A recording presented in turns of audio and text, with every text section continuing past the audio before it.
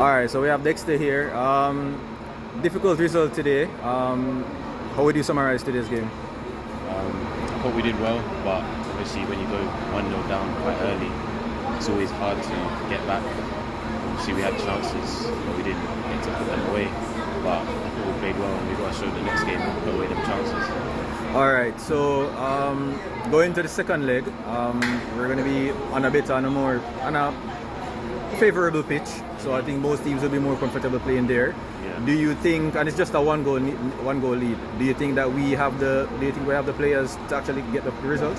100%. I'll say again, if we play like we played last game and put together with the clinical in the final third, being clinical, then we can take this game and we can win it. All right, finally, we had a record number of attendance today, 20,000. Many words for the fans that came on?